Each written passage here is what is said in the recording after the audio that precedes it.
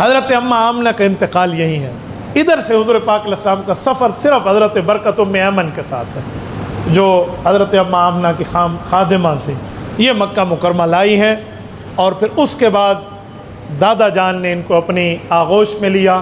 اس وقت تک جب تک دادا جان کا انتقال نہ ہوا حضرت عبد المطلب کے لیے باقاعدہ تخت ایک قسم کا، ایک صف قسم کی بچھائی جاتی تھی، خاص مسند خانہ کعبہ کے سامنے. سردار تھے اپنی قوم کے، ان کی مسند پہ کوئی دیکھے اور آ کر ہاتھ رکھے یا بیٹھے تو بہت بڑی بات ہوتی تھی.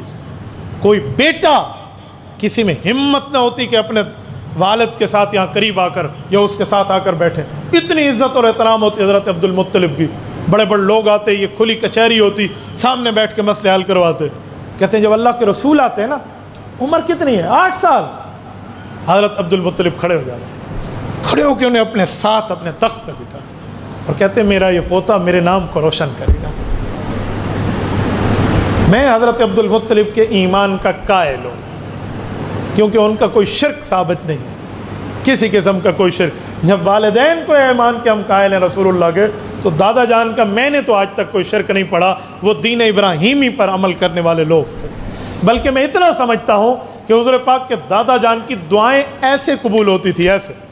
یہ جب ابرہہ آیا تھا نا خانہ کعبہ کو گرانے، تو انہوں نے کعبے کا کنڈا پکڑا حضرت عبد المطلب نے، یہ جملہ کہا اللہم ان المرء یمنا رحلہ فمنا رحالک. اللہ، ہر مالک اپنے گھر کی حفاظت کرتا ہے، جتنی طاقت میری تھی میں انہیں اتنی کی، میں اسے روک نہیں سکتا.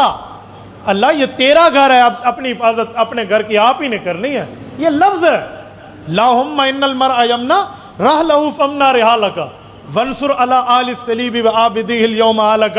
یہ تو صلیب کے پجاری ہیں ابرہہ اور یہ بادشاہ، یہ اگر آپ کے کعبے کو گرا دیں تو کل ہمارے اوپر غالب آ جائیں گے کہ ہم تو اللہ کے گھر کے قابض بن گئے.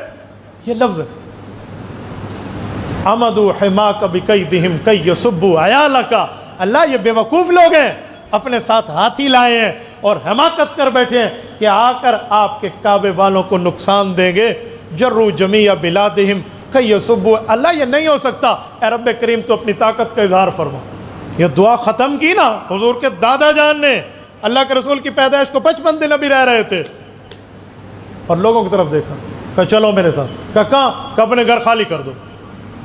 کہا گھر خالی کر دے؟ کہا جی ہاں. کہا کہاں جائے؟ کہا پہاڑوں پر جاؤ. کہا کیا؟ کہا پھر تماشا دیکھنا. یہ جو قرآن کہتا ہے الم تر کیف فعل ربک باصحاب الفیل.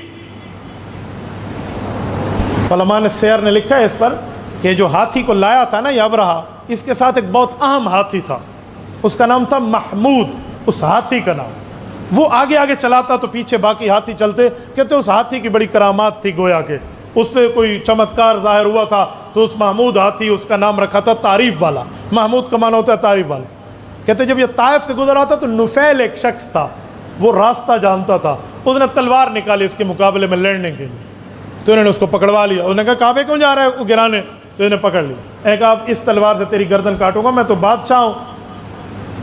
تو انہوں نے کہا جی مجھے چھوڑ دے. انہوں نے کہا ایک شرط پہ چھوڑوں گا، ہمیں یہ راستہ نہیں آتا، طائف سے لے کر آگے تک راستہ تو دکھا، ہم تو چھوڑ دیں گے.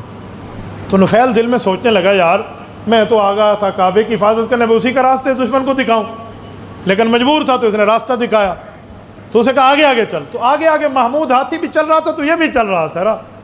تو کہتے ہیں جب ہاتھی قریب گیا نا تو اس نے ہاتھی کے کان میں عربی زبان میں کہا کہ ہاتھی ہم نے تیری بڑی تعریفیں سن لی ہیں، اگر تو واقعی اللہ کی مخلوق ہے اور یقیناً ہے نا تو جس جگہ تجھے تیرے مالک لے کر جا رہا ہے وہ اللہ کا گھر ہے، یاد رکھ اس طرف نہیں جانا.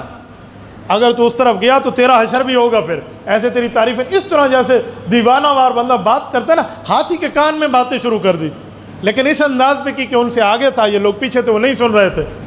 وہی ہوا. ابرہہ جب محمود ہاتھی کو لے کر آیا وہ خانہ کعبہ کی 4 دیواری سے پہلے ایسے لاغر ہو گیا، ایسے لاغر جیسے فالج ہو جاتا ہے، قریب ہی نہیں ہوتا. تو اس کا منہ پھیر کے یمن کی طرف کرتے تو دوڑنے لگ جاتا اور اس کو کعبے کی طرف کرتے تو وہ لاغر ہو جاتا. یہ بھی کئی کرامات کتابوں نے لکھی ہیں اس پر. تو حضرت عبد المطلب کی دعائیں قبول کیسے ہوئی؟ مجمع اوپر گیا اور قرآن کہتا ہے ترمیہم بحجارۃ من سجیل. وہ کیا مخلوق آئی؟ ابابیل آئے. ابابیل کی جان کتنی ہے؟ اور 3 کنکریاں لائے، ایک چونچ میں 2 پاؤں میں، اور اس کنکری پر لکھا ہوا ہے یہ فلاں بن فلاں کے لیے ہے، پورا ڈیسائیڈڈ ہے بھائی. ایک ایک چیز پر گویا میں سمجھانے کے لیے کہتا ہوں فنگر پرنٹ آئے ہوئے ہیں کہ اس کا تھم لگے گا تو یہ سم نکلے گی. پوری ترتیب ہے ان کنکریوں پہ، اور وہ اسی کو لگنی ہے، اور بندے کو لگنی ہے، اس کے اندر سے نکلنی ہے، ہاتھی سے نکلنی ہے. چل میرا بھائی، ہوا کیا؟ قرآن کہتا ہے فَجَعَلَهُمْ كَعَصْفٍ مَأْكُولٍ. كَعَصْفٍ مَأْكُولٍ کا معنی چبایا ہوا نوالا، یعنی نوالا منہ میں آپ رکھیں، چبا کے اندر لے جانا لگے، آخر میں چھوٹی سی ہڈی محسوس ہو تو بندہ پورا نوالا اگل دیتا ہے. اس کا حشر کیا ہوتا ہے؟ قرآن کہتا ہے بے حجارت، وہ جو پتھر لگے نا، وہ حجارہ وہ مار رہے تھے. فَجَعَلَهُمْ كَعَصْفٍ مَأْكُولٍ، یہ چبائے ہوئے لقمے کی طرح بن گئے. یہ حضرت عبد المطلب کی دعا ہے اور اللہ کے گھر کی حفاظت. تو اس لیے میں حضرت عبد المطلب کے ایمان کا قائل ہوں، رسول اللہ کے والدین کے ایمان کا قائل ہوں. اس پر میں کوئی نہ جملہ بولتا ہوں نہ کسی کو بولنے دیتا ہوں، دلیل کی دنیا میں ہم اس چیز کو مانتے ہیں. تو یہ رسول اللہ کے والدہ، حضور کی والد، حضور کی والدہ اور رسول اللہ کے خاندان میں آباء و اجداد کا انٹروڈکشن تھا. پورے 8:38 پہ میں نے شروع کیا، 9:38 ہو گئے ہیں، پورا گھنٹہ پورا ہے. ٹھیک ہے، لیکن میں بات پوری کروں گا، توجہ رکھنا. رسالت مآب علیہ الصلوۃ والسلام کے چچاؤں پہ